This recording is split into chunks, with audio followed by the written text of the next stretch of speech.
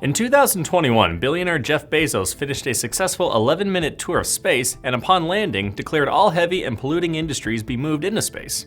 Expanding on that idea, space infrastructure startup ThinkOrbital is working on an orbital platform it hopes will eventually house military, government agencies, and even commercial businesses with aspirations of manufacturing in orbit. After NASA did not select ThinkOrbital to develop commercial space station concepts, the startup directed its focus to a product that co-founder, president, and chief strategy officer Lee Rosen calls more viable. ThinkOrbital's platform is a spherical habitat called ThinkPlatform. According to the startup, it provides a large volume, protected from orbital debris and thermal effects, to accommodate in-space servicing, assembly, and manufacturing activities, habitation for astronaut missions, and tourism. While there is an expectation that products such as fiber optics, pharmaceutical products, and computer chips will be manufactured in space, Rosen said in an interview with Space News that large-scale manufacturing does not exist in space because there isn't a place to do it.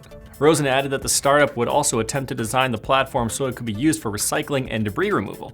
The plan is to send smaller satellites to collect debris and return it to a central location where it would be processed and either converted to fuel or deorbited. ThinkOrbital would use a robotic arm and electron beam welding technologies to assemble the platform in space.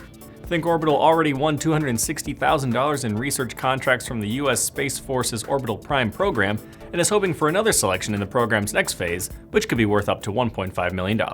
I'm Nolan Beilstein, and this is IEN Now.